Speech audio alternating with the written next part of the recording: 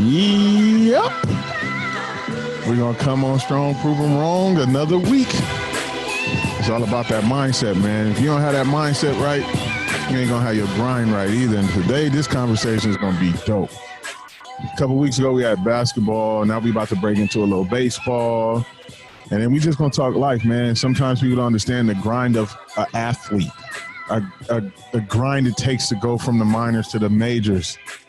And it's a reason why they are minors to the majors, because you gotta be great. You gotta have that mindset. And so this week's episode, man, I'm so proud to have this one. I know this gentleman for a while, since he was 18 years old. And I don't know how old I was. I guess I was like 20 something at the time, but I'm here now. We're here now. You know, I went from the minors too. I think I went through the minors and made it to the majors. You know what I mean? Yeah. So it's just part of my career, and I'm taking on different platforms now. And so I just want to welcome you guys to the Apex Podcast, and thank you for tuning in every week. If you subscribe, I appreciate it. If you leave a review, I appreciate it. But more importantly, I'm just here, and I'm thankful for everybody. So let me turn this music down, man. Let's get to this real quick. Hold on, let me figure this out. You know, I'm the engineer, only when sometime. You know, so I get to do all your things. So with no further ado, like I said, I met this gentleman when he was 18 years old. I could gladly call him a friend. I think when you make friend status when you meet people, family, you know, and I got an opportunity to meet his family, pops, and everybody. So let me give him the Apex Podcast welcome. You know, we always like to hand clap you in and let you know what we're about, man. We got a live studio audience right on the soundboard. But with no further ado, I'd like to introduce my man, Danny Expinosa. And I'm going to let him come on and tell his story. We're going to have some fun, but welcome to the Apex Podcast. Grab your seat.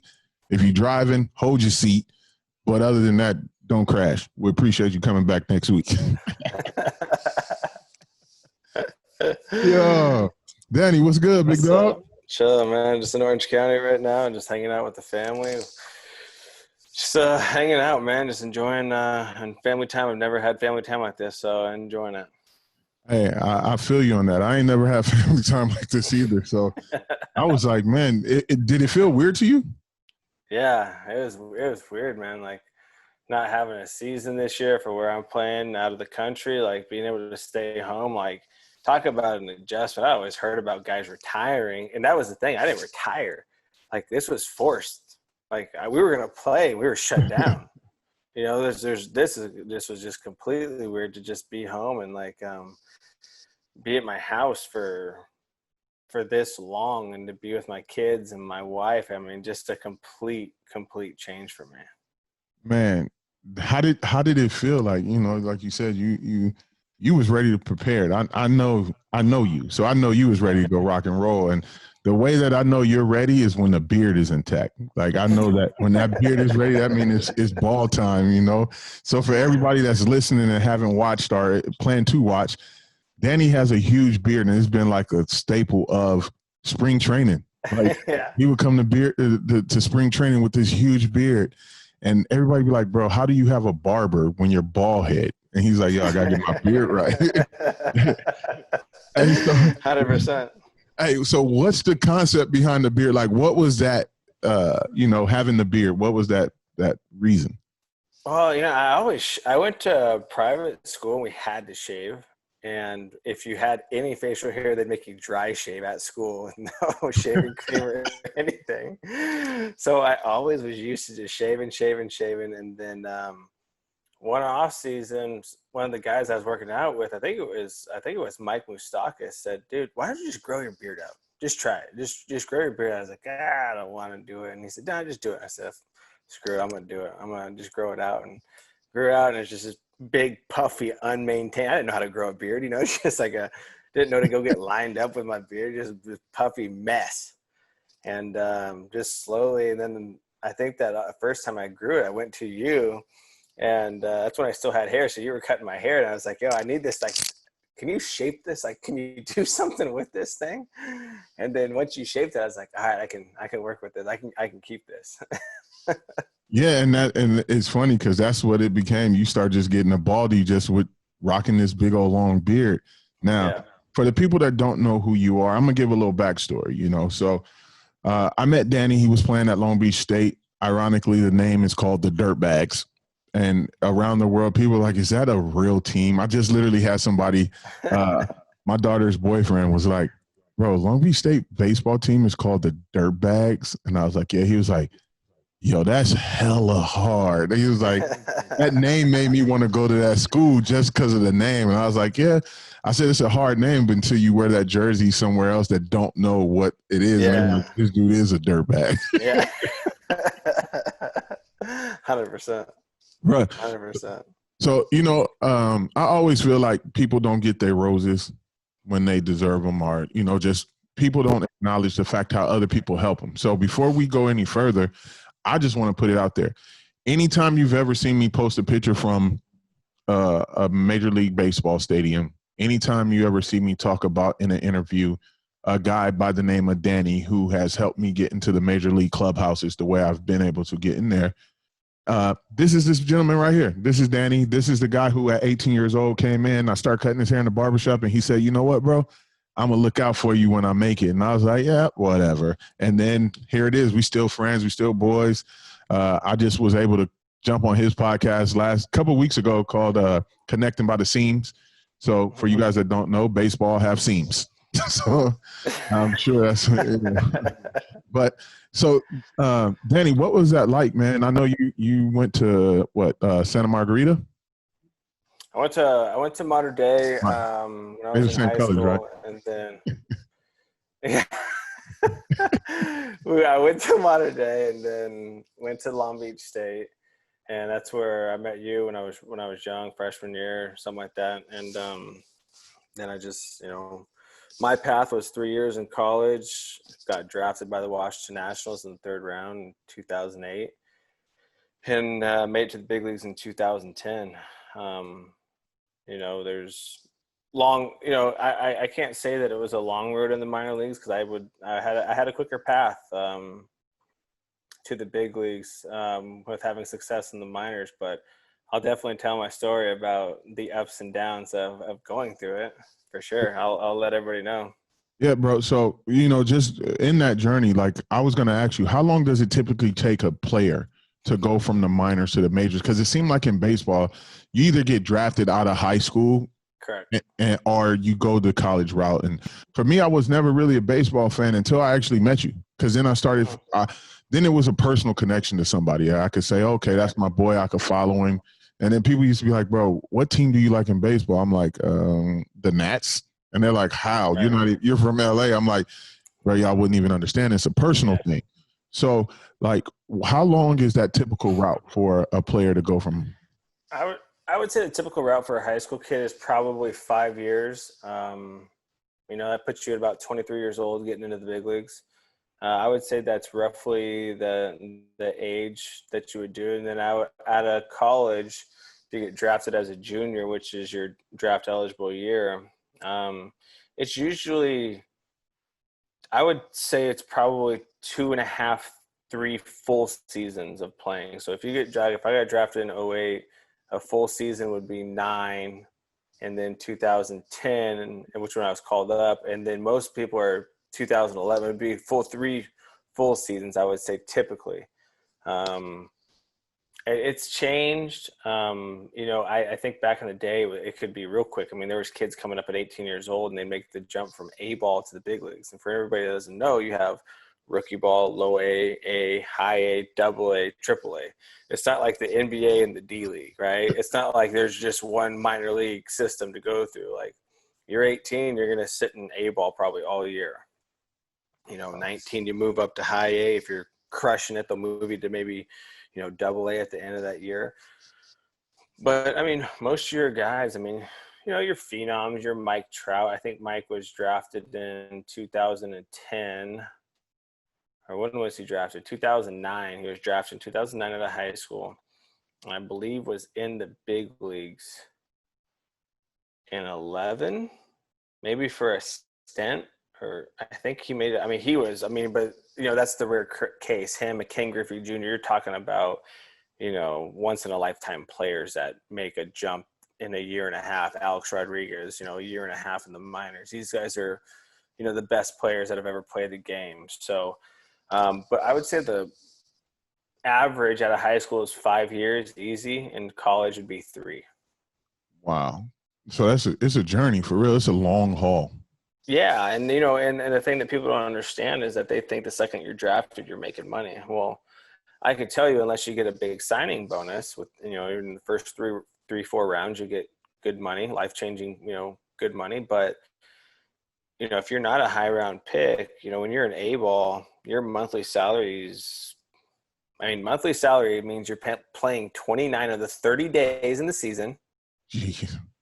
7 o'clock game, you're there at 1. Yeah. You're home at 11:30, and you're making $1,800 the whole month. Wait, like 1,800. Bro, you might as well drive for Uber. You'd make more money. That is crazy. Yeah. So you don't make money until you get to the big leagues. Bro, it's so funny because everybody thinks like, yo, go to play baseball, put their kid in baseball. Baseball, you get the big bucks. But you're really gonna clarify some stuff for some people that, just because you made it in baseball, you get drafted out of high school, it doesn't necessarily mean you're getting the big bucks. No, I mean, if you're a first rounder, you're going to get over couple $1 million if you're a first round pick. That's a one-time signing bonus, though. That's paid within 2 installments within 6 months of you being drafted. After that, when you get to the minor leagues, you're an A ball. I think A ball is like $1,500, $1,300. You get to, I think AAA is the highest paying. See, so it changes. As long as you're under contract with them for the first 6 years of your career, AAA only pays like $2,100. So once you're in the big leagues, and say you're in the big leagues and you become a free agent, and they have to send you down to AAA, the money is, I mean, you're still making really good money in AAA, but it's different, right? But when you're drafted, those first 5 years when you're in the minor leagues, you live in a host family's house.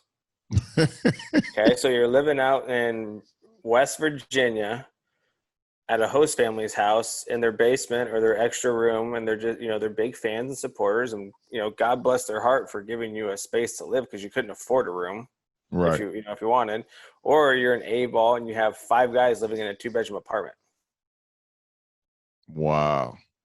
So it's not some glorious thing to just jump from high school.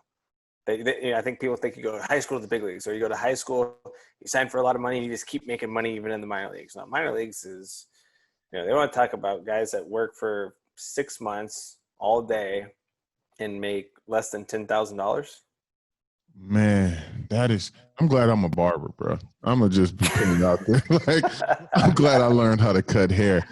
I mean, it's all worth it, though. Like if you make it to the big leagues, it's worth it. It's worth the grind because you got to love this sport to play it. If you don't love this sport, you're not going to enjoy going through that grind. Like Ian Desmond, one of the guys, obviously you've become very close to. Yeah. One of my good friends, like he always talks about that minor league grind and like how fun it was and how close you were with your teammates because none of you had shit. No one had anything. We all went to Applebee's, or we all went to, whatever the hell was open at 4 a.m. on a bus ride, and you created these friendships and these connections, and you have to enjoy that. If you don't enjoy that, this is a grind that will tear you down so quick. Yeah. What's funny, because I last year I was able to do something with my team, and I was like, you know what, I want to take the team on the road and kind of give them that life. And so for me, traveling with like and then traveling with Kendrick, I had 2 different dynamics of like a tour. And then also just having guys like yourself around me, and I get to see how you guys move and understand how y'all travel. I was like, you know what? It's pretty dope to be able to do that, but not everybody get that opportunity. So I put our team on the road, and we would literally go from one city to the next state and another city the next day. We didn't even, for most of the places, we didn't drive. We hopped on flights in and out, in and out, in and out.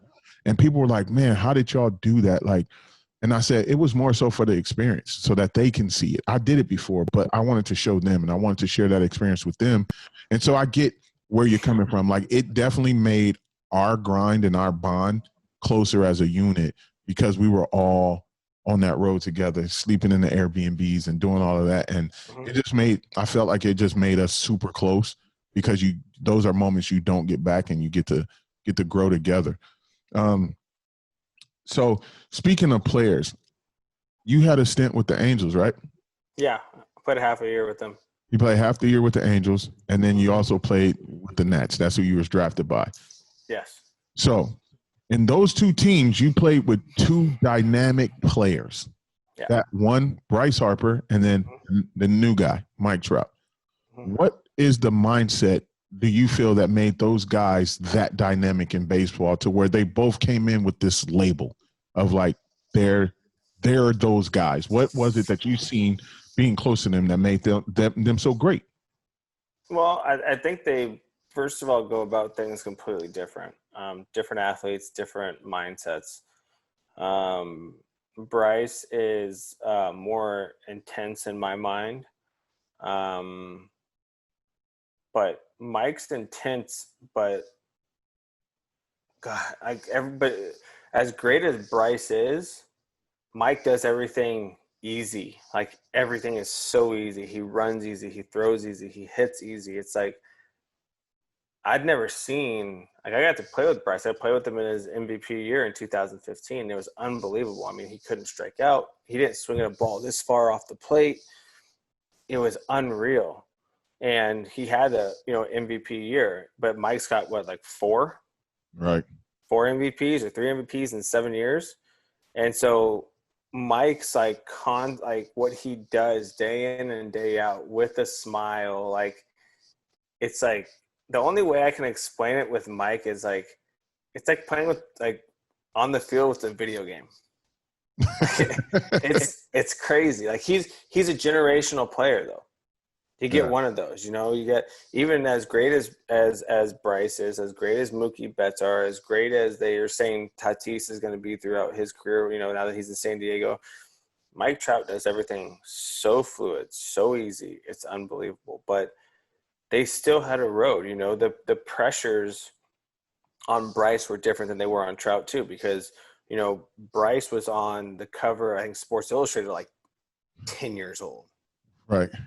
Telling them that, this is going to be the next, Mickey Mantle, so, at 10 years old, you have this pressure to become something unreal, become a generational player at 10 years old. I mean, what kind of pressure is that on a 10-year-old kid? No one, when he was making mistakes at 18 years old in the big leagues, when he got called up to our big league team, when Bryce got called up, the mistakes that he made publicly, whether it was saying something or, if it was just a mistake on, throwing a helmet or whatever, you had to see a kid grow up. Like 18-year-olds don't grow up on national television. He did.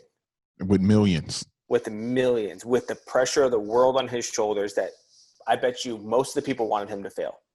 Of course. Right? Like they would, like, think about it. This kid is 18, 10 years old, hit the cover of Sports. Like, of course, they all wanted him to fail. Everybody wants him to fail.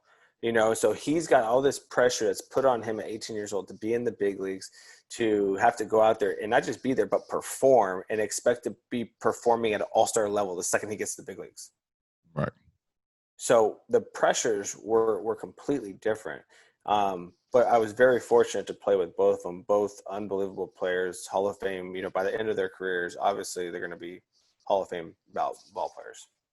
Yeah, what's crazy? I still feel like Bryce get a lot of heat and still have that same pressure on him, and it's like you don't even hear about Mike Trout having no pressure. Yeah, and I think part of that has to do with I think Bryce kind of embraces it, embraces the villain or whatever, people want to put on him, the pressure that people want him to fail or whatever it is. And like Bryce is a great guy. He's a really nice person, great family, great wife. Great. I really like Bryce. I really like Mike too, but the pressures are so different. And playing on the East Coast was some fans will understand, but playing on the East Coast, that's where your fanatics come from. That's where your diehards come from. That's where, the original, Dodgers are from the East Coast, San Francisco. Yeah. They're from the East, the Giants. That's why they have such great followings, the Giants and the Dodgers, because those are original East Coast teams. And then moved out west, where you have generations of fans that were from the East Coast following them on the West Coast. Plus, you have the West Coast fans. I never thought about it like that. I never Yeah. even thought about it. But when you do, now that you say it, that is definitely true. Like Pittsburgh Steelers fans are way different than most teams on the West Coast. Right. Well, think about it out here. Like Anaheim Angels, like big league team, but they're struggling again this year. Even though COVID, has ruined a fan's experience to be at the game. Like you're in Orange County, you can go watch the Angels play, which has arguably the best player within these 20 years of Mike Trout's career, playing every night. And the stadium's nice. The stadium's nice. Or you go to Orange County, you can do anything else you want. So you're going to go watch a team that's going to come in 4th or 5th place in their division, or go do something else. Go to a brewery. Go anywhere. I mean, you're in Newport Beach. You can go to Costa Mesa. You can do whatever you want. Yeah. When you're – when in Washington, the fans loved us. They were there every night. In New York, fans are like that. When you go to Pittsburgh, when you go to Philly, these fans are so passionate. And I think the attention that you get playing on the East Coast, you get more attention like that. And Bryce has stayed on the East Coast, and he stayed with Philly, and Philly's a tough place to play in. If you're successful in Philly, any sport. But if you're successful in Philadelphia, they'll make you a god. Yeah. Look at Rocky. He's not even a real guy. Exactly. But it's crazy. I mean, I think playing on the East Coast makes a big difference. As big of a star Mike Trout is, I think if he put on the East Coast, God, he'd be that much bigger. I really do, just based on media coverage. Yeah, that's a great way to look at it, man. So even for you, like growing up in Orange County, and then you're gone to Washington, you're going through that.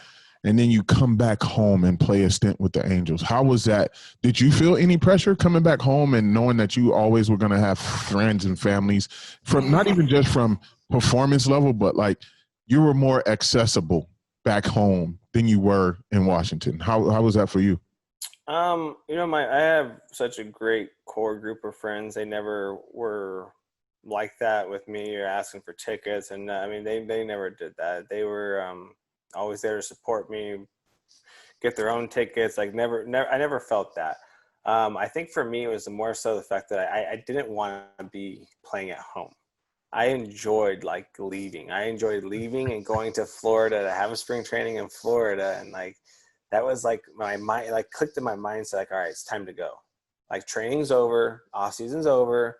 I'm going to Florida and I'm on the East Coast. I enjoyed that. And it just wasn't the same playing out here for me. I struggled with it, that part of it.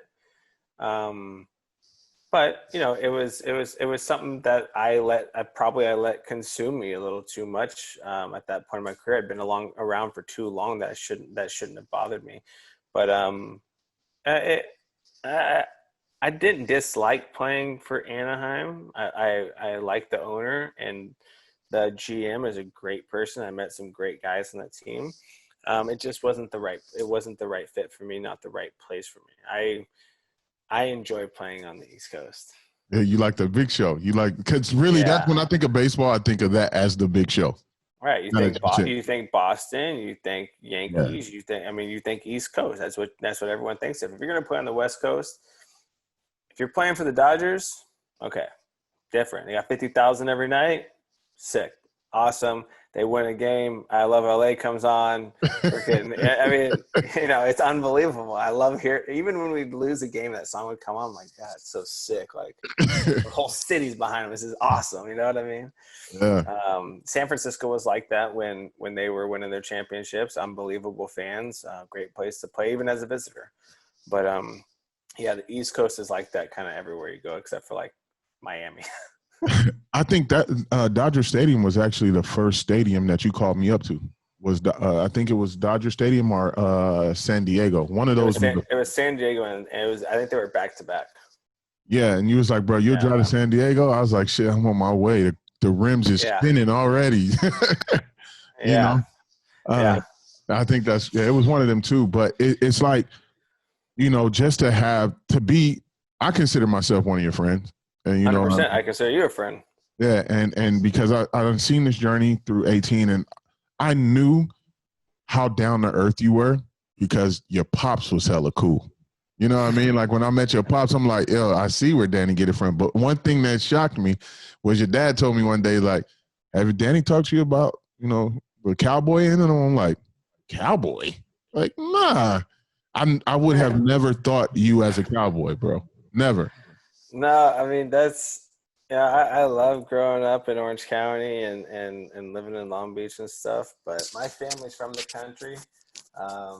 My grandparents, my grandfather on my dad's side was cowboy, and my mom's side was all farmers from Arizona, and it was something that I think so to this day that the lifestyle that they lead is a hardworking lifestyle, but they're their own boss and they have the freedom, and I enjoy that, and it's just kind of just solidified a little bit more in my mind with everything going on. I'm like, they haven't changed anything out there. All my buddies that are out by my farm in Colorado that have their own ranches and all their farms, like nothing's changed. Like their normal day to day of farming and running cattle, and they're good. Like this COVID shutdown hasn't even affected them. Like we're naturally socially distanced. Our neighbor's 5 miles away.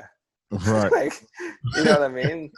So like, I don't know. Like I really enjoy it for myself, but at the same time, when you have kids, I have to put my kids in a spot where they can be successful academically and athletically and have an opportunity. You can't live in a small town and have that same opportunity, I guess.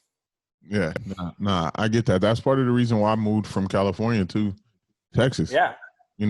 Like the way of California is great for others, but for people who want to see success, California to me seems like it's a grind. It's like I was very successful in California, but I also felt like I was running a rat race. Like it was just, no matter how much I did, no matter how much money I made, I was still back at point zero the next day. And it's like, geez, like, man, can I get a break? And it's like, you don't get those breaks, I don't feel, in California. Yeah. And the problem I see in California is that, when you start looking at taxes and stuff like that and the opportunity, because the cost, the cost to live in California is so high. So now the cost to buy a house, the second you make more money, California penalizes you. So now you've made more and you're in a different tax bracket. You're trying to buy a house and you're like, how do you do this? So I feel that California right now, unless you've made such a great amount of money, like you're just fighting to keep your head above water. And that's such a terrible way to think or look at life. Like I feel like you should work hard to be able to be like, all right, I've put my family or my kids in a great spot so I can leave them better off. I can give them a better start. And now they're saying in California, they're saying basically for the majority of Californians that their kids will never be able to buy a house without their parents' help because of where it's at now. So what's so great about it? Like, the beach is nice. It's nice. It's always 80 degrees. Like that's great. But is it worth of being like having water be right here on you, like 24/7? Like you're this close to taking a gulp. Right.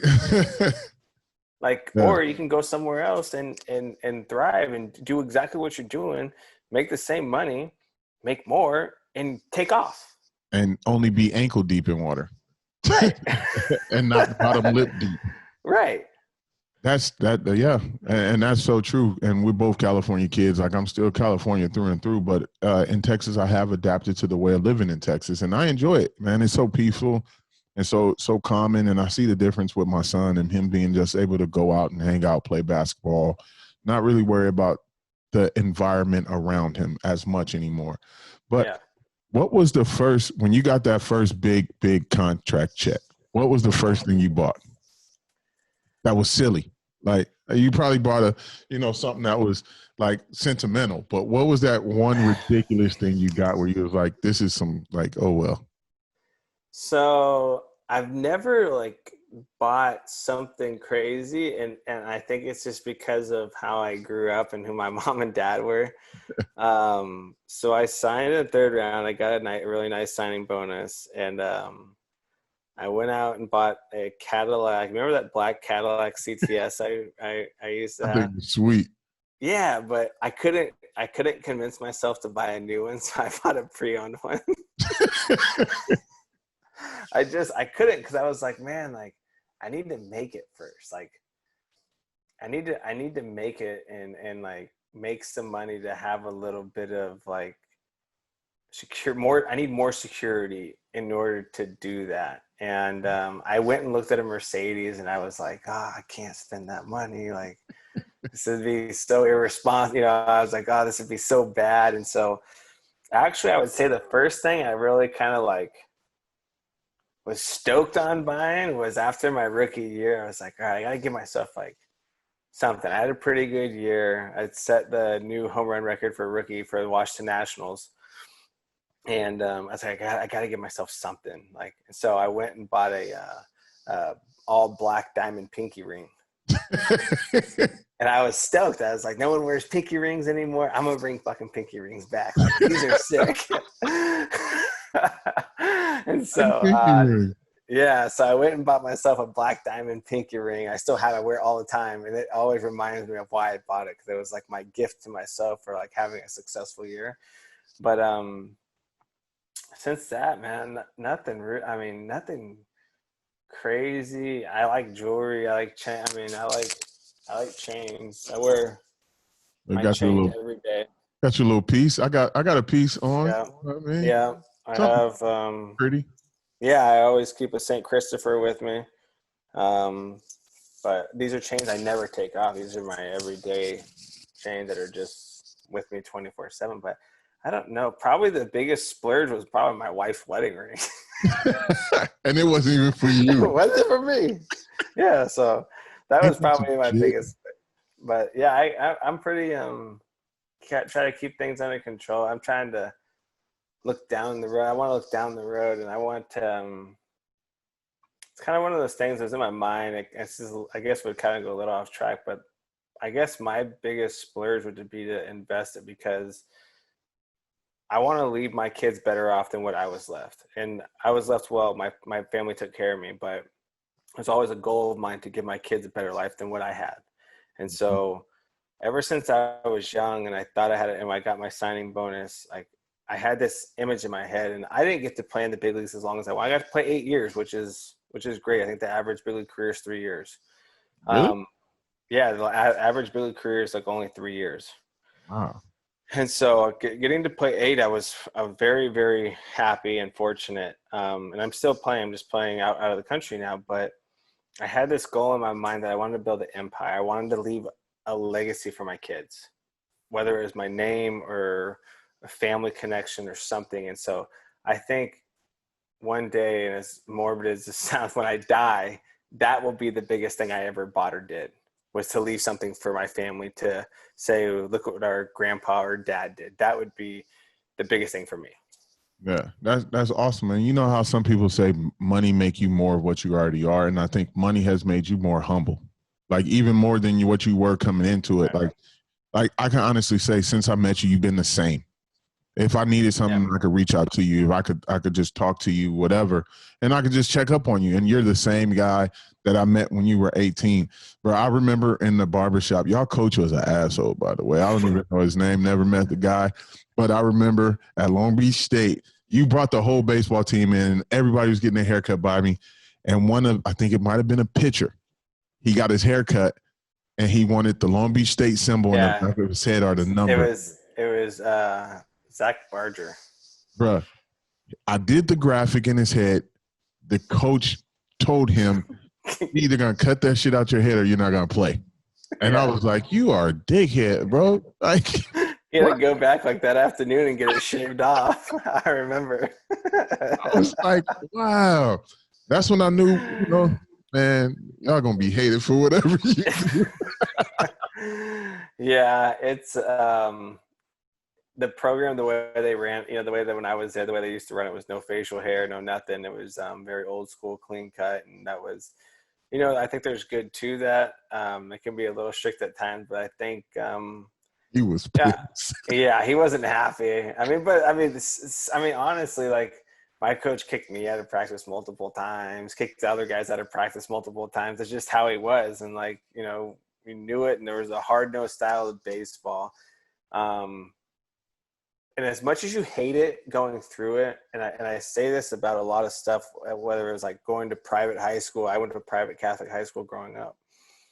You hate the rules, you hate the uniforms, you hate the policies, you hate all the bullshit as a kid growing up going through it. Until you're done with it and you get past it, you don't appreciate it. Like I appreciate it now that like I had these rules and it made me like shave. I didn't want to shave, but I had to shave, I had to have my sideburns couldn't be past the middle of my ear, my just with my dad. My dad's an attorney, so I always had to have a clean haircut. Like there was a presence and there was something about everything that I think probably built me to the person who I am now. And as much as I hate it and everybody hates growing up with it, at least I ended up appreciating it because it gave me guidance in my life. It gave you that structure, that sound foundation Yeah. to build off of. Is it true that the Yankees is like that too? Like you come to work on facial hair? No facial hair. You can only have a mustache. What? Yeah. Bro, you know how bad that'll look if everybody just came in with just the little joint. They do. They like some of the guys do. Like John Carlos Stanton had one this year or last year. He had just a little mustache. Like, yeah, guys do. And the mustache can't go like below your lips. I don't think sideburns can go past the middle of your ear. Hair can't be on your ears. Ooh. Yo, Yeah. but you know what? Thinking about it, that's probably why the Yankees get a lot of guys.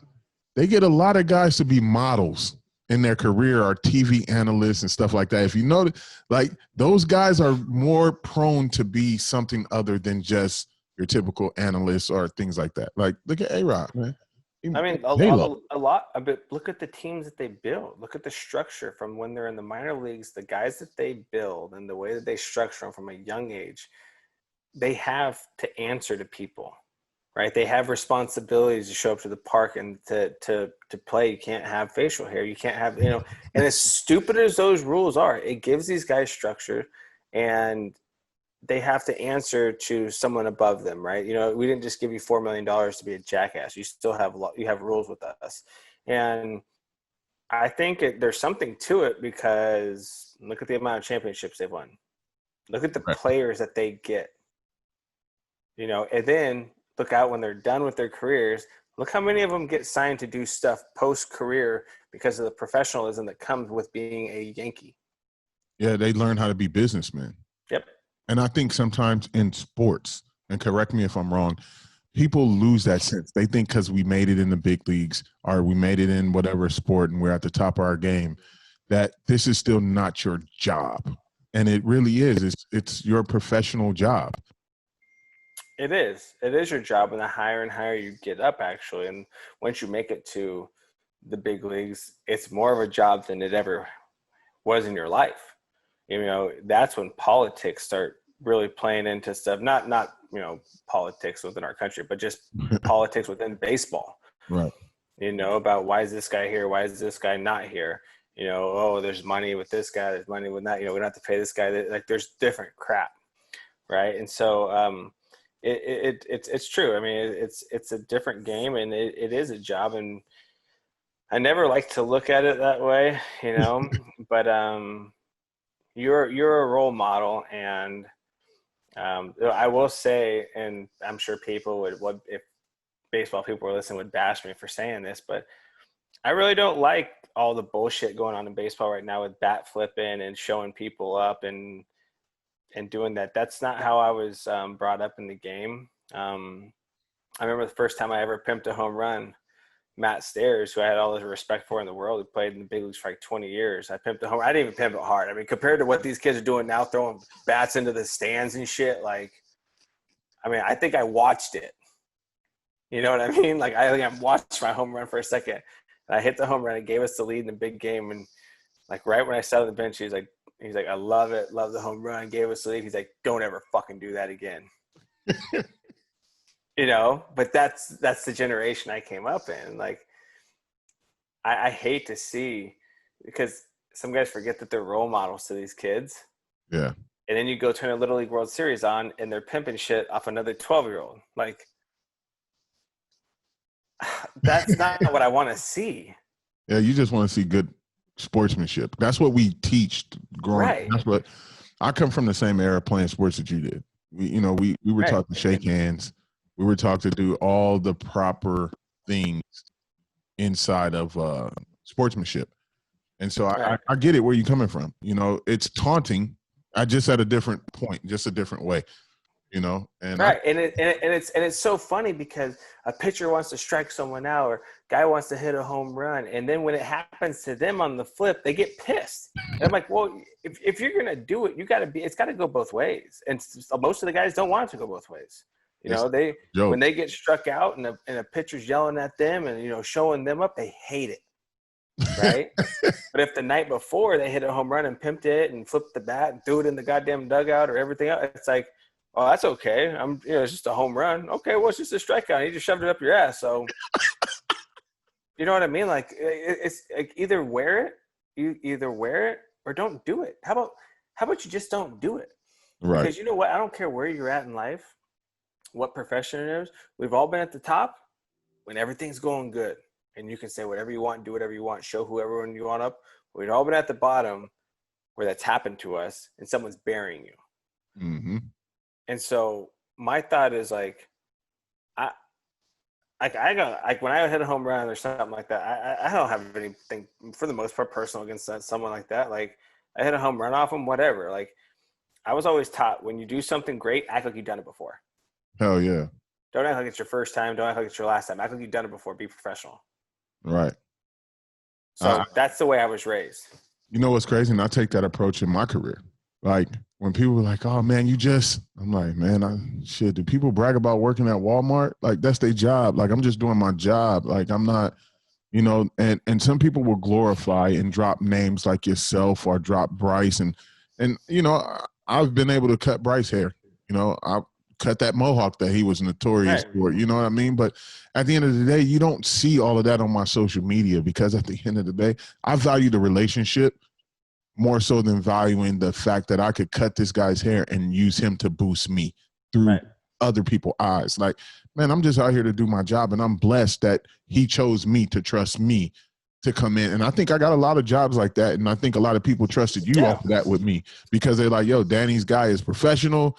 Like, he come in, he ain't trying to take no photos. He just trying to get this work in, know?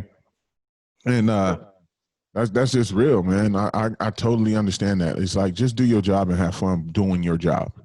Right. And I think the relationships that are created are worth more than bragging or doing. I mean, if you do your work the right way, I mean, it'll speak for itself.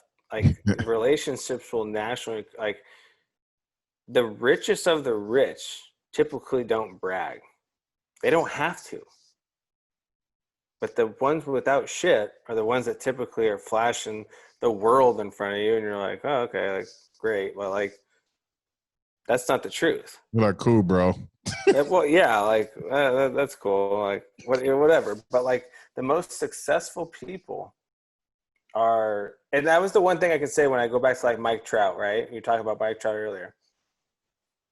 After playing with him for a little bit, and I did an interview, and someone asked me, what's the most impressive thing you've seen? What impresses you most about Mike Trout? And the thing that impresses me most about Mike Trout is he's a good person. Because his talent every single night speaks for itself. I can't tell you how good he is because everybody knows how good he is. You know what he can do. Mm-hmm. But what you don't know, because you're not in the clubhouse, and what you don't know as a fan because you've never met him, is how good of a person is he and how down to earth he is. That's, for me, in my eyes, when I'll remember playing with him, is that he was a great guy. Yeah. He's going to be a first ballot Hall of Famer. His talent speaks for itself. But the person that he is, he doesn't have to talk about himself. He can't talk about this, that, the other. He shows up every day, and it shows. Yeah, He lets his ability speak for himself. he shows up with his heart, and he Mm-hmm. just go out there and have and enjoy the game and enjoy his teammates. And I've been in the clubhouse too, where guys will come in and they be like, "Yo, I'm paying for your haircut." And to me, it's like, I think out of all athletes that I've ever cut in all the locker rooms and clubhouses I've been in, I think when I was around you guys in that Nationals organization, you could tell you guys were really close. Like y'all was buddies. Like you guys had that bond, and you could see that. And I think out of all the athletes, baseball players have been the coolest to me in return. And I always find that in baseball players, like y'all cool as hell, bro. Like y'all just live life. Y'all just got a different sense. Yeah, and I think the reason is because we don't go like say like the NBA. You used to be able to go from high school to the NBA or the NFL. You go from college to the NFL. Like when you get drafted, you go to the minor leagues. And you grind. And a lot of the guys are not big money guys that got a ton of money out of the draft. So I think that there's a very just down to earth feel. And with us, like a lot of those guys that have been called up, especially even the older guys, like multiple times they were called up to the big leagues, sent down to the minor leagues, called up to the big leagues, sent back down to the minor leagues. So you understand that there's a grind, and like you don't treat people bad. Like I no matter what you've done, how much money you made, like you don't treat people bad just because of what you've done. You treat people and judge people based on how they treat you. And having you come in that clubhouse, like those teams were really tight in Washington. Like if you hit one of our players, or teams weren't going to start shit with us. We were a big team, we were a tight team, and when it was time to go, all 25 of us had each other. We had each other's backs. It was go time. Yeah, you could definitely see. I seen it, and I wasn't even there all the time, but I could see it, and I'm like, woo-hoo-hoo. I mean, I've heard about, since I left, about players that they brought in that maybe didn't have a great rap. Even when I was there, we'd bring free agents and they don't have a great rap in baseball, whatever. And they'd come into our clubhouse, and I don't know if we just put our arms around them or just like we embraced who they were. But like everyone we always ended up bringing in was great people. You know what I mean? And so I think it was just the being fortunate to have a Jason Worth and a Ryan Zimmerman and an Ian Desmond and an Adam LaRoche. You have all these great veterans that know how to take care of a clubhouse, and that's the environment you end up getting. And I think in life too, sometimes like that's the thing I think with kids now. They don't have legitimate good role models. They don't have, and it goes kind of back to what you're saying, the showboating in sports, and then you get that out on the field. I coach Pop Warner football, and I would like in practice, let's showboat. Let's get it all out in practice. Talk crap to your teammates. But when you come to game time, lock in. We'll party afterwards. If a team do something, like, don't worry about none of that. We got to stay locked in because we can't lose to ourselves. And I think that's what it kind of all goes back to. And that's why I said I sensed it with that team. It's like, y'all were some great dudes. And like you said, the names that you just named were guys that no matter how much money they had, they were still just a friend. They were still just a boy on the team. Like, yo, man, we about to go out here, have some fun tonight, and come back tomorrow and cut my hair. You know what I mean? And it's like, that's the vibe that I got. But I want to tap into, like, I think baseball, you have to have mental toughness, from the type of injuries. Like, people don't talk about the type of baseball injuries that come about. What were some of the hardest injuries that you had to overcome? The hardest ones, I would say, I broke my hamate bone, which is in my hand. It's semi-common. It's just a scar. It goes all the way down. Broke my hand. They take the bone out. They remove it, stitch it back up. Takes a little bit of time. Nothing crazy. But I would say the two that probably really affected me is tore my rotator cuff in my left shoulder diving for a ball. And once that was torn, I mean, you hear about people that have like minor, like everyday, like people who just like, oh, I have a small tear in my rotator cuff and I can't lift my hand above my shoulder. I tore mine, and I had to still, and we were still playing. That one was a rough one. And then I tore my hamstring off the attachment under my glute. I tore that one and got that reattached. I would say those are the two worst for sure. I mean, I think I've had teeth knocked out, or and I thought that was only in those. hockey. No, I mean, get a bad hop in the mouth. Mm. Um, nothing crazy. I mean, dislocating fingers. Um, Yeah, that's nothing crazy, but the hamstring and the shoulder were pretty bad, and the comeback off of those is real weird. Like when you tear your hamstring, man, when they start making you run, you feel like you're just gonna tear it every single step you take. I thought that was just me out of shape. So maybe I tore my hamstring before. But maybe I'm just out of shape and it feels like it's gonna tear, but I probably tore it. I just didn't know it. I'm gonna go with it's torn. Because what you just described, I'm sitting here like, damn, is Danny my doctor? I think you just described, but it feels like you're gonna tear it again, so it forces you mentally to pull up because you don't want. Yeah, everything. I mean, just trying to get ready for an off season, for the next season. Trying to go through normal lifts, I feel like, oh shit, there it is, it's gonna go again, or like you start jogging and you're like, I'm jogging 30%, if I try to go 32%, it's gonna tear, and then you get to your first game in spring training trying to like come back and like you're like jogging like 40% down the line because I'm so afraid to pick it up, and finally at a certain point it's a mental block and you're like, all right, this next ball I hit, I got to run as hard as I can just to see. If it goes, it goes. If it tears again, I can't do it. It was going to tear again. But I got to go at certain. So there's a mental block, and you're like, all right, hit it, go. And you're like, okay, got it. All right, I'm good. I can get past it now. And think about it. You tore your hamstring, and then tore your rotator cuff. You need both of those to do what you do. Yeah. I mean, when I tore my hamstring, I felt like Forrest Gump. Like, I felt like something jumped up.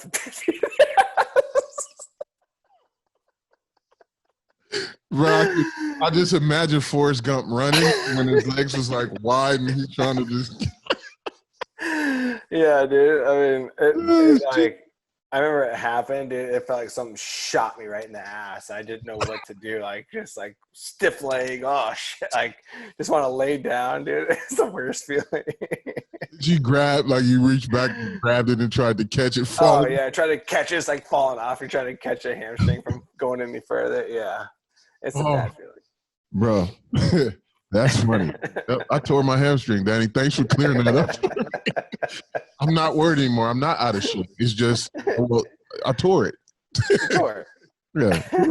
I got clarity now. I appreciate the clarity for me.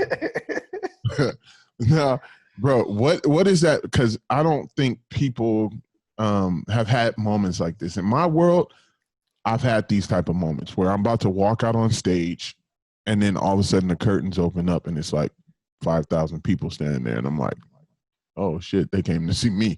And it's kind of like, because I have relationships with like baseball players, the walk on, when you're walking into the box, like you have that song that gets your mind right. So I kind of adapted that in what I do. When I sit back and I'm about to walk on stage, I normally have earphones in backstage and I'm like bopping to zone out, to get everything right. What is that music that you listen to when you're like what was your walk-up song? I had a lot of different ones. And it usually was just I would find something in the off season where I'd literally just be kind of hanging out and I'd be like, oh man, like I'd catch myself just kind of like in a good groove, and I'd be like, I'd save it on my phone and make this my walkout song. You know that song, what is it, Bomb Bomb by Sister Nancy? No, never heard of it, but now I'm about to take it in. You need to look that one up. So Bomb Bomb? That bomb, it's BA, I think it's BA. Let me see. Let me look it up real quick. Bomb Bomb. I'm gonna search it. Like for me, I was like, depending on what mood I was in, like if I was about to go ape shit and just go crazy on stage, and I knew I needed to be Right. creative, it was typically Schoolboy Q was like my go-to, where I'm like, Okay. you know, and I'll just Yeah. hit that mode where I'm like, yo, it's time to go. And that's where I let the energy, I Yeah. build it up, and then I was like, boom, you know. I'm trying to think this or so let me see if you can hear it through this. Let's hear it. Oh yeah, yeah, definitely. On top, yeah. That was it.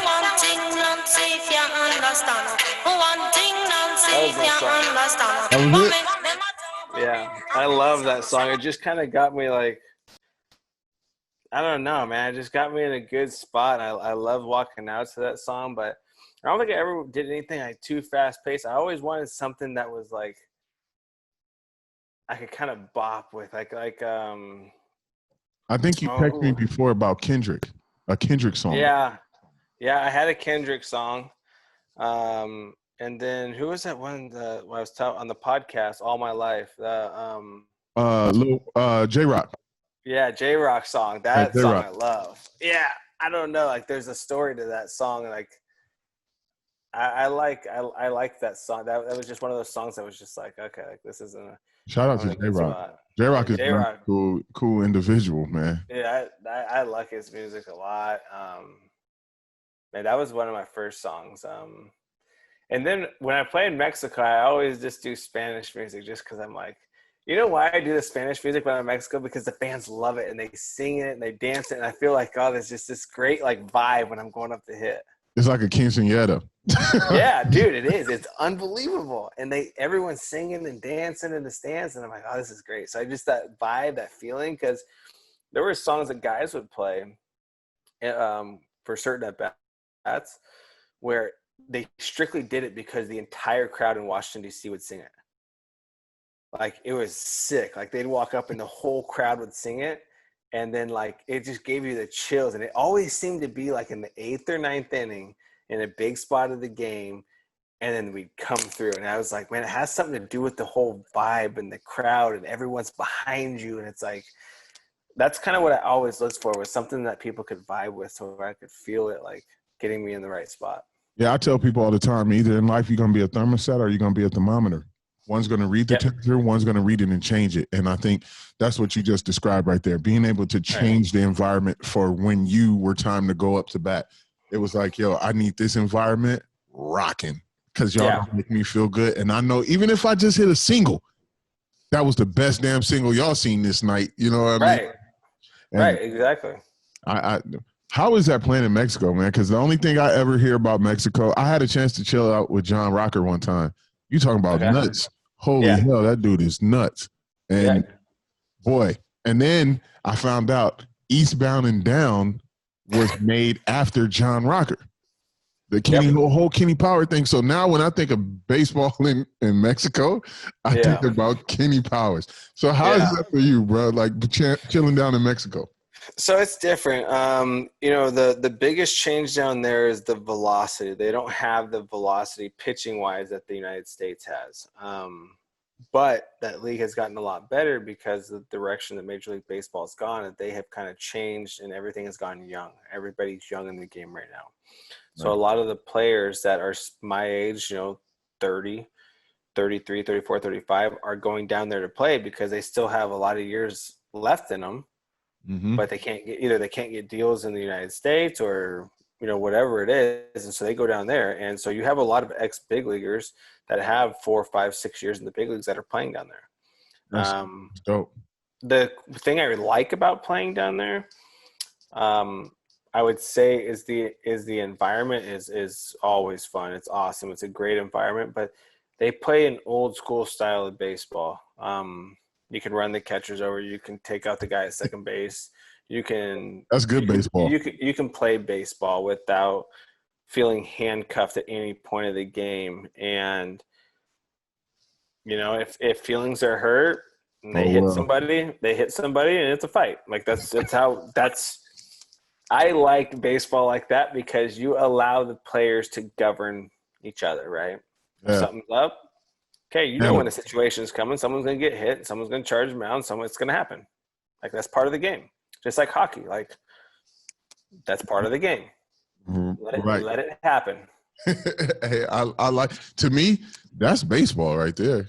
Man, Let it happen. if you're going to stand over home plate and stop me from winning this game for us that could matter on the way to October, I'm running through your ass, bro. I'm going to turn into Ronnie Lott, not John Mosley. I'm going to run through you, and hopefully I knock this ball out your hand. 100%. 100%. And that's how it was when I first came up. That's how it was. And, say there's a double play and there's a runner at third base, and we couldn't have the double play turned, right? Because we need that run to score. We can't have a double play turn. Well, whoever's playing second or short of the other team, if I'm on first running, I'm going to make sure you end up in left field. You're not turning this double play. I don't give two shits. Like, you're not getting this double play off. I got to get that run for the team.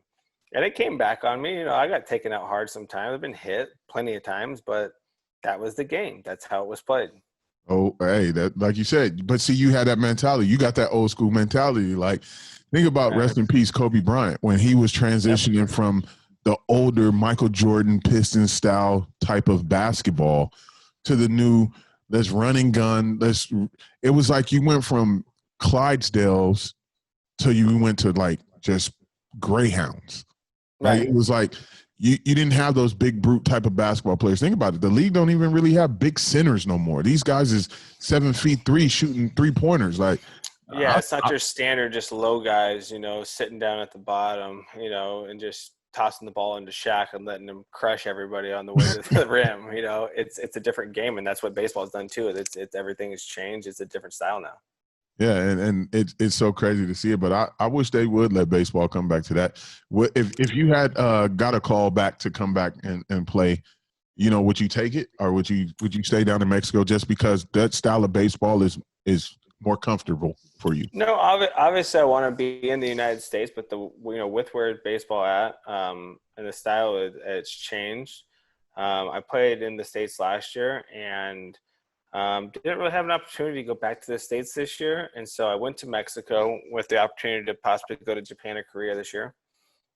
And, I'm okay with my career being over in the United States. Mm-hmm. And I'm looking forward to the journey in Korea or Japan or Taiwan and Mexico. The only reason, if I got the call to come back to the United States, I'd 100% come. And the reason I would come is for my kids. Right. I want my kids to watch me play in the big leagues. All the years I got to play in the big leagues, I didn't have kids yet. Yeah, you were solo bolo. Yeah, it was me, my wife, and then my last year in the big leagues, my oldest boy, Ty, who will be 4 here in a couple of weeks, he was just a baby. He was less, maybe 6 months old. His first game was actually in 2016. We came to play the Dodgers in the playoffs, and he was literally like 2 weeks old. Wow. And so he was really young, going through 17 still. So the biggest reason I think would just for them, if I had the opportunity to come back, I love playing baseball and I love playing in the big leagues. It was a great time, great years. But the biggest thing would to be for my kids. Do you ever think that, do you save footage or save certain things to give them, to show them, because right now my son be like, Dad, you didn't play sports. And I'm like, bro, I did play sports. And he was like, no, but the times when we're growing up, those VHS tapes are gone. They're gone. You know what I mean? So I stopped playing when I was in college. So he don't get to see that. He don't get to see those old highlights compared to what everybody gets to see now. So do you keep certain things for your kids to give them so that they can see that?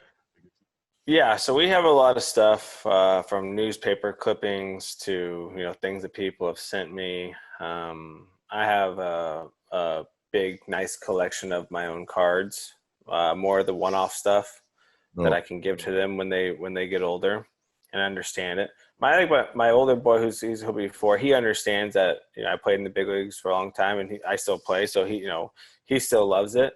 But at that age, I don't think he fully understands, where I was at. So I have a bunch of baseball cards and bats and all my gloves and batting gloves and everything. So, they'll have plenty of stuff, and from I have all my jerseys and stuff from the years played, so they'll have plenty of stuff to look at.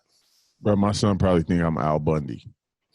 Like he probably think I just went to Polk High. He's like, Dad don't have no stats nowhere.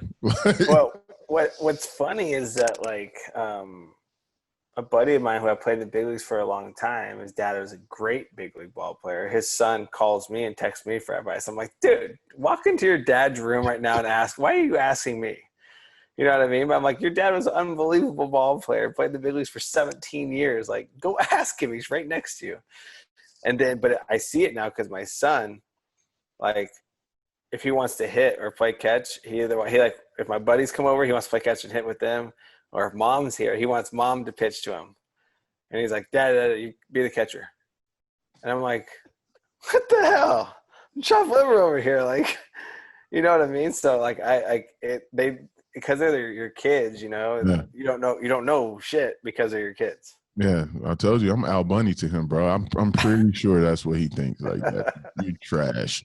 Like he told me the other day, he was like, Dad, I could beat you at a race. I'm like, yeah, you fucking can. You should. You should. Yeah, I played him not too long ago in Madden, and I played him for a pair of Jordans, and he beat me on a game glitch. Like he kicked the ball, I kicked it off to him in overtime. He ran the shit back, but I was trying that old school game, and I was like trying to get in his head. Like I'm talking shit to him while he's playing. He set up away from me, put a hoodie on, and put his earphones on, and I'm like, damn, you just took the fun out of this for me. I could not get into his head. But I also, as a dad, because at the time that we played, he was ranked like number 2 or number 3 in like Texas. I'm like, well, you're really good. And so I was trying to like be the dad and teach him like, all right, son, your game is too simple. Like I'm old and I'm picking up on what you're doing. So you got to do this. But then I'm like, yo, I'm playing for some Jordans. This is like $300 because this dude feet is bro. He's 13 and 6 feet tall. So I'm like, you're wearing grown men size shoes. So I got to at least win not so that I can talk shit, but so I can not have to pay for these shoes. But you're not wearing a size 6 anymore. Bro, that dude, no, he goes to my shoe closet and he's like, 2 pair of socks, I could get these. I'm like, no, bro, 1 pair of socks and you'll get them, not 2. Yeah, but you fit them. Yeah, man. I think for me, it's awesome to see you as a pops as well, bro, because it's like, too, man. I feel like we grew up in these 2 lives together. You went professional baseball, I went professional hairdresser. And I think it's so awesome just to still have that friendship, still have that bond. You know what I mean? And 100%. Just for everybody that's listening and that's going to watch this video, I have never asked Danny for anything other than advice or just good conversation. And I think for everybody listening, take that opportunity to build a relationship that's going to last longer than somebody giving you a ticket or somebody doing something for you. Build those relationships because those are more valuable than any gift or any dollar amount. The gift add value because it makes you feel appreciated, but let the gift be given. That's why it's called a gift. Yep. And appreciate those things. And so, Brother Mike, like my hat goes off to you, man. Kudos to you for being the professional that you are, doing what you do, raising your family, and like you said, man, wanting to leave that legacy for your kids. And I just appreciate the hour and like 15 minutes that you have given me, man. And, you're at home. Love it, man. I mean, and I enjoy doing this. And, like I said about, leaving a legacy and stuff. And you were talking about take that gift, whether it's a friendship or the relationships you create, that's worth way more. And that's what I want to leave for my family. I know my uncle just passed a few months ago, and I was talking to it's all played into it. I was talking to my cousin. I was like, outside of everything that our uncle did and built and everything, I said, the most important thing he left us was the relationships that he gave us with all the people, all of his friends, everyone he connected with, as like, we have relationships for life that if it weren't for him, we wouldn't be taken care of this way.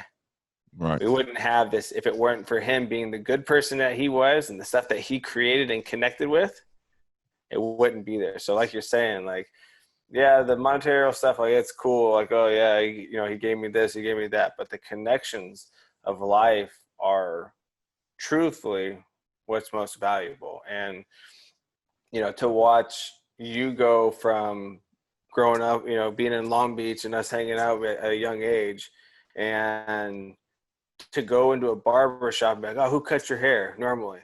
And I'm like John Mosen, like, I don't know. And I'm like, well, popular nobody. Like, that's your barber? Like, yeah. And I'm like, oh, he's big. He's the biggest dude. And like, so for me to be able to watch you become what you become has been so cool, because when people ask me like about who cuts my hair or this, that, and the other, I'm like, John's the biggest barber in the world. Like, from what I know and from what I see, and I've had some big barbers cut my hair. I'm like, this is a guy I knew from when I was young to now he's one of the biggest barbers in the world. And I was like, and he hasn't changed. He's been the same guy. He's been the same connection. He's been the same person I can just reach out and be like, yo, what's up? How you doing?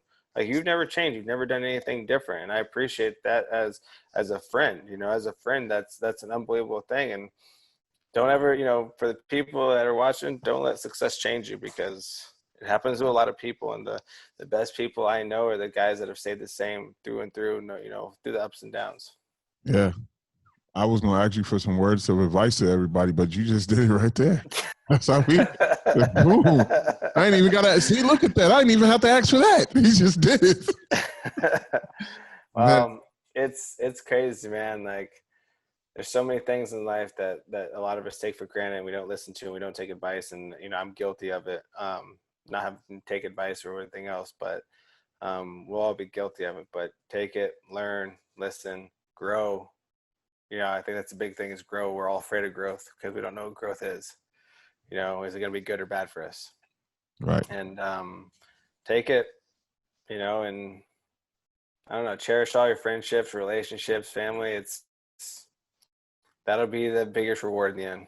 Yeah. And before we end this, I want to make sure we shout out your wife, because she has to go through so much as well, just while you're, on the road and trying to, when you went through the injuries and all that. So kudos to your wife for just holding you down. Thank you. And just trusting the fact that she was going to have a husband that led the best way possible, and she could hold the house down while you was gone.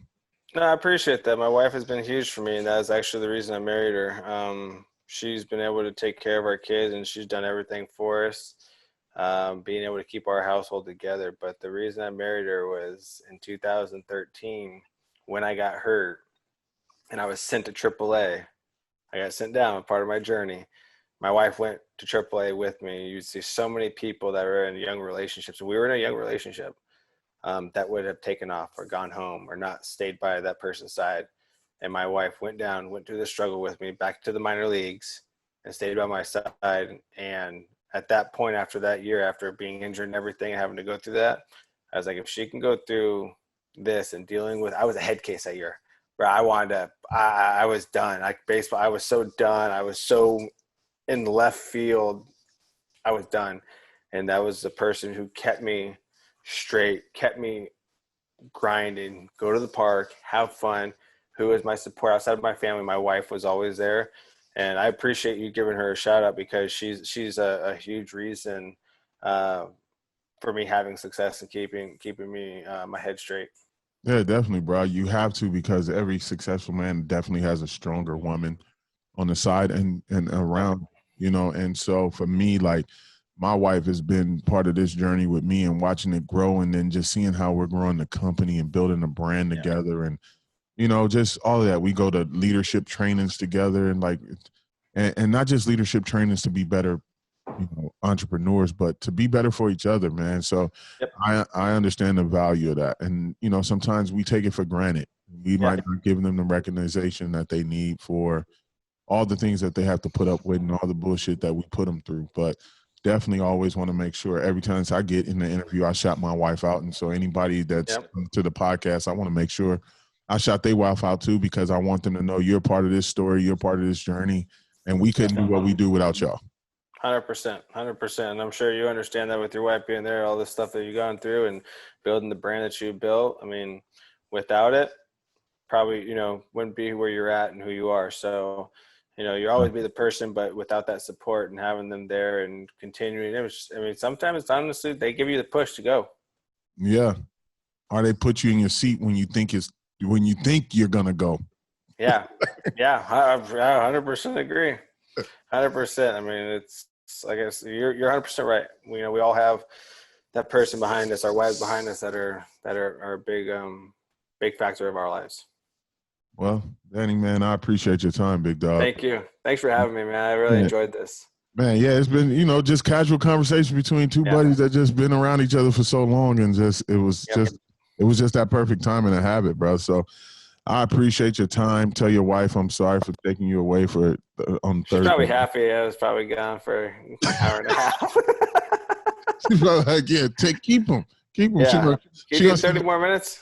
Then she's gonna send me a text after she hear this and be like, "Yo, that was great. Do it again, part 2." I think. Yeah. So let everybody know where they can find you, so they can find you on social and just tap into you a little bit. Yeah. So my social media is I think it's Danny Espinosa _3. You'll see it just on Instagram. I have on Twitter. I'm not real active on Twitter, more Instagram. And then I'm the CBS podcast, Connected by Seams, and it's so cool how like that whole play comes in it, because that's how our journey started, Connected by Seams, and how everything is. But yeah, that's kind of the two things I'm really on. I'm pretty active on Instagram, probably not active enough. I want to get in that beard game. I need to get like that barber beard game, get all over that stuff. But I'm gonna find out who run that, bro, and I'm gonna call him. I'm gonna call him out for you so that we can get you in. You deserve it, man. Matter of fact, I need to get going. Matter of fact, I'm gonna send you some beard grooming products from Maverick. That's what I'm talking about. Maverick, here you go. We ain't gonna find a beard thicker than this. This is 4 months. Jesus. Check it out. And for all your Mexican followers, Jesus. Yeah, there you go. Check it out. Sancho is big. Yeah. Have you named it? Shit. You gotta give it a name. It's like I'm gonna call it like the garbage disposal, because everything's in it, from everything I eat and everything else. Oh, yeah. Well, bro, man. Well, I'm gonna get you some product. I'm gonna have that sent out to you tomorrow, actually. So, man, I appreciate you, big dog. Thank you. The same way we bring you in is the same way you bring you out. So we already know what it's about. You hear the music, because he been grinding, proving people wrong every minute, every hour. So shout out to my boy Danny. Catch him at the Connected by the Seams podcast, Danny Expinosa _3 on Instagram. We're going to get that beard right. It wouldn't be right if I didn't do it. So I got to do it. And I'm going to clap you out big time, big dog. I appreciate you, man.